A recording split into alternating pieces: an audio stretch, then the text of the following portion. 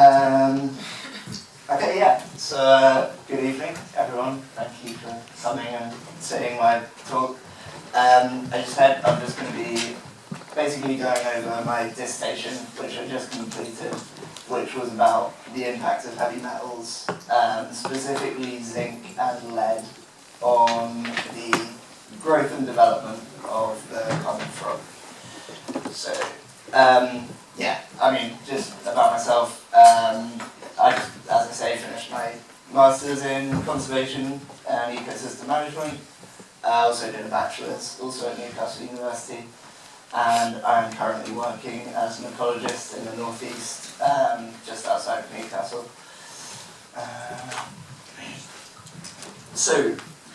The common frog in the UK, it's a little bit difficult to track exact population numbers. It's not technically listed as a protected species or a priority species, but what the data suggests is that there has been a reduction, as with most species in the UK. So we got that stat there, which can't remember where it came from, but there is a reference there.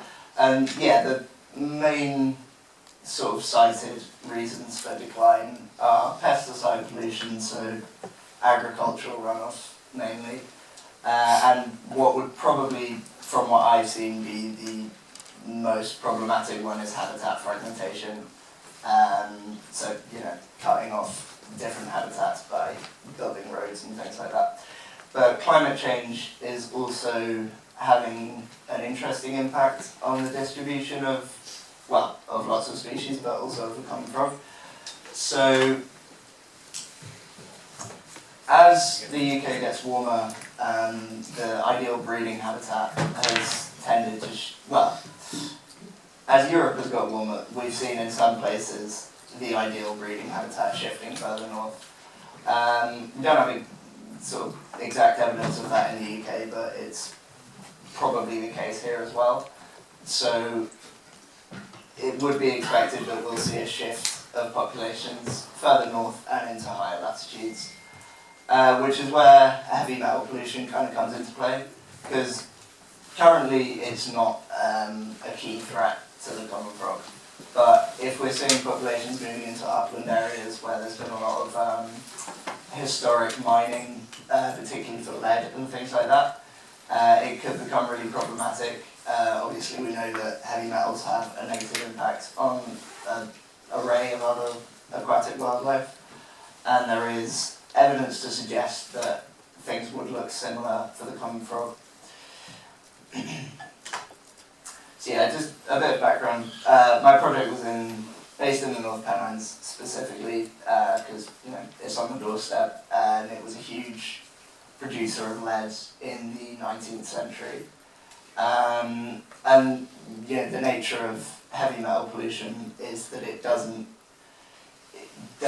tend to reduce over time, at least not very quickly. It is very persistent, and the River Nent, which flows from the north, has its source in the North Pennines, still has the second highest lead pollution of any river in the UK.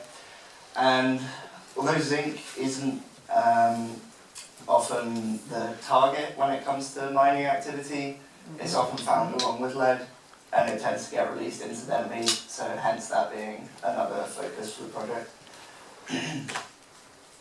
This probably looks like a bit of a confusing map, but this is my study area, so you can see on the inset map there, it covers a section of the North Pennines.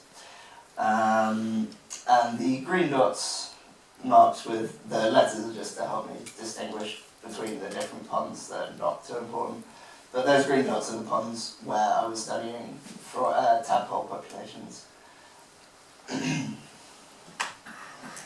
So the actual sampling process, I took readings of pH, water temperature every week, from laying of frog spawn to metamorphosizing into frogs, and every week measured the tadpoles in terms of their length and also their Gossamer stage, which is something I'll talk a little bit more about in a minute. Something else that sort of ended up being quite important was I wasn't able to analyse the samples for lead and zinc until after I'd actually gathered all of the tadpole data and gathered all of the samples, because we were only able to get one session in the lab to do all of that, so it had to happen at the end, which sort of does come into play in a minute. But yeah, so Gossamer staging is essentially, as you can see here, they're very tiny differences in the morphology of the tadpole. So you can see the the length of the hind limb, which are the first limbs to develop as it gets longer. It moves through Gossamer stages, and then it moves on to the different toes developing and so forth. Got some pictures here to sort of highlight what I mean. So obviously that's frog spawn, that's very early stages. And then you've got quite young small tadpoles here without any hind limbs at this stage. You can see here the hind limbs have grown out and become sort of jointed, the toes have extended. And then here, reaching right along to the end of the Gossamer stages, you've got a froglet with the forelimbs fully developed as well as the back legs. Yes, so the reason that me not being able to analyse the samples until I'd collected them all became important was basically when we analysed the samples we found that there was no lead in any of the samples but one.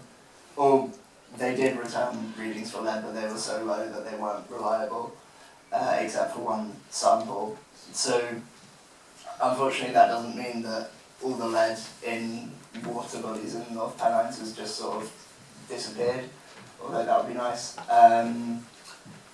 And I'm not a chemist, so if my explanation is a bit off, I apologise, but essentially it's because precipitation was very low this year, it's a very dry year, so more of the water above ground tendrils come from groundwater sources, which has flowed through bedrock. In the North Pennines, the bedrock's mainly limestone, so you get a lot of calcium salts coming from that bedrock in the water, which makes it more difficult for other elements such as lead to dissolve.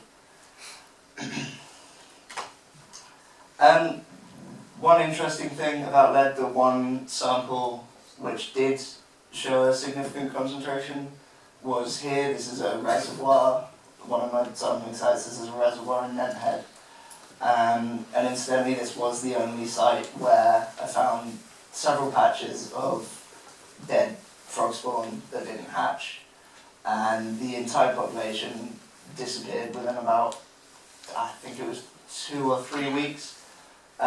So obviously that's not enough evidence to say that, lead definitely has a significant impact, but it is an interesting thing to note. So zinc was different. Zinc actually did show a significant impact on the growth of tadpoles, both in terms of their progression through the Gossamer stages and their actual length. So that's a negative impact. Importantly, it didn't show an interaction with temperature, so that's important because obviously if it was just the water temperature causing these trends in growth, then it could just be that zinc happened to be following a similar, happened to be going in a similar way to the temperature. But the fact that the two weren't associated means we can say that zinc did have an independent impact. And similarly, water pH didn't really show any trends with tadpole growth.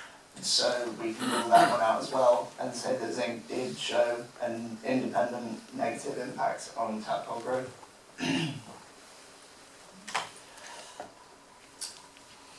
Yeah, that was sort of my headline result really. I've sort of run a bit short.